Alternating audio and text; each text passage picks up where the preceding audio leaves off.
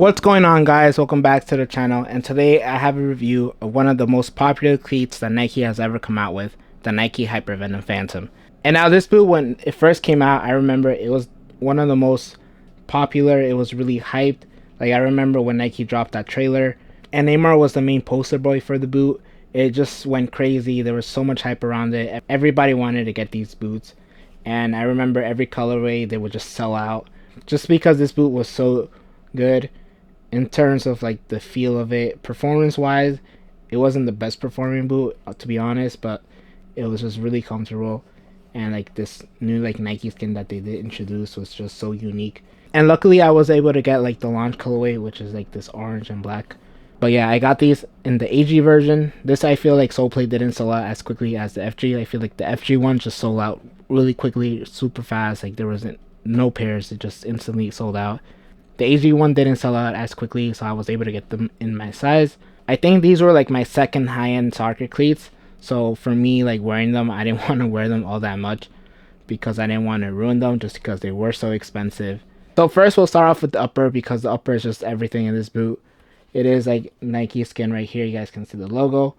And it was basically like a mesh upper. Like it was made up of different like layered meshes.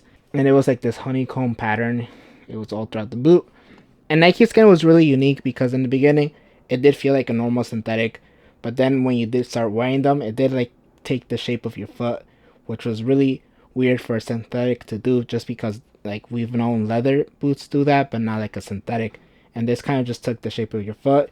It did stretch, so if you guys did have like a wide foot, it did stretch to the like the size. If you guys kind of see this, I kind of did stretch it out here on the side because I do have like a wider foot here in this part, and it did stretch.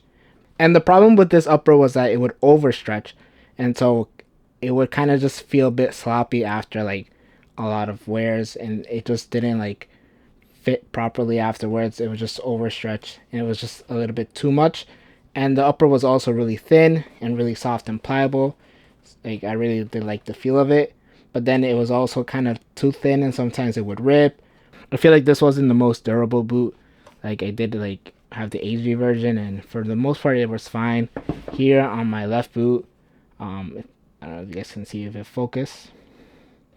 Here on my left boot, it did kind of like break, just because I remember, I don't know if someone stepped on me or something, but it was a really hot day, so I think someone stepped on me and it kind of like pulled, and every time like I would shoot and stuff, like it would just drag and like kind of make it worse, so I just cut it off.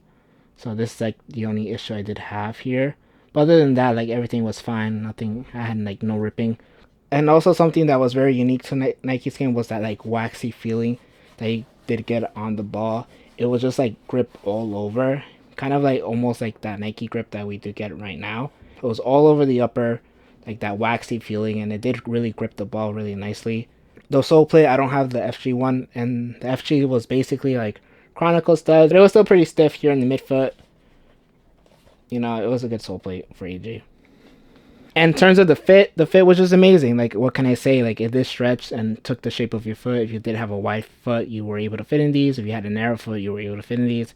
But the problem was just that it overstretched, and it just kind of felt sloppy afterwards. And that's kind of was the main issue from this boot. Overall, the Hypervenom Phantom was an excellent boot in terms of being comfortable, having like a unique sensation. But in terms of performance, it just was not the best performing boot at all. But I feel like people looked past that just because, like I said, it's just super comfortable, very unique feeling. The synthetic upper on this boot was just really unique. And it was just really hyped up. It's probably one of the most popular boots that Nike has ever come out with, in my opinion. And after these, I feel like other companies, they start making like synthetic like mesh uppers and stuff like that.